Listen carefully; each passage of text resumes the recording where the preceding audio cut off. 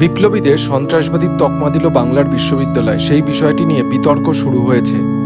অভিযোগ উঠেছে বিদ্যাসাগর বিশ্ববিদ্যালয়ের ইতিহাসের ষষ্ঠ সেমেস্টারের পরীক্ষায় সেই প্রশ্ন এসেছে।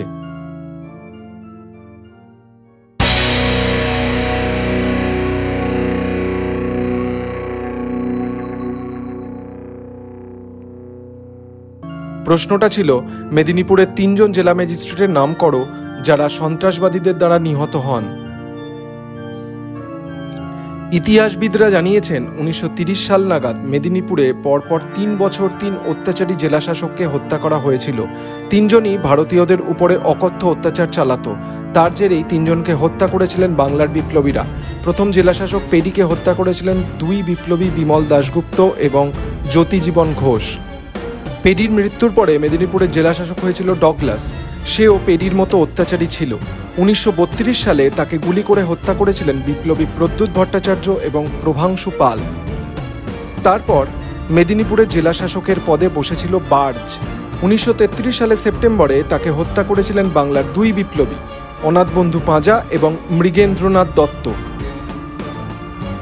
আর সেই বিপ্লবীদের সন্ত্রাসবাদী তকমা দেওয়া হওয়ায় ক্ষোভে ফেটে পড়েছে শিক্ষক মহল। শিক্ষা অনুরাগী ঐক্যমঞ্চের সাধারণ সম্পাদক কিঙ্কর অধিকারী বলেছেন, এটা ইংরেজ আমল নয়।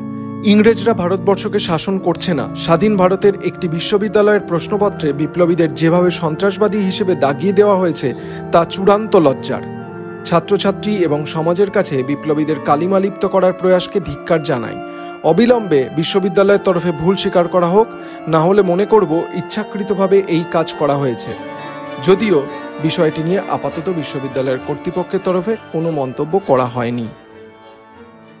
এই খবর সংক্রান্ত আরও আপডেট পেতে নজর রাখুন দেশ দ্য সার্চে। কেমন লাগলো আমাদের এই ভিডিওটা? ভালো লাগলে অবশ্যই কিন্তু লাইক করতে ভুলবেন না। রোজকার নানা রকমের খবর, সেলিব্রিটিদের আপডেট, সঙ্গে নানা অজানা কাহিনী, জ্যোতিষশাস্ত্র, এমনকি স্বাস্থ্য সংক্রান্ত টিপস, সমস্ত কিছুই পাবেন আমাদের এই ইউটিউব চ্যানেল দেশ দ্য সার্চে। সঙ্গে কিন্তু সাবস্ক্রাইবও করে রাখুন। আরও পরবর্তী ভিডিও দেখার জন্য বেল আইকনেও ক্লিক করতে ভুলবেন না। সবাই ভালো থাকবেন। এখন এই পর্যন্তই, দেখা হবে পরবর্তী ভিডিওতে। নমস্কার।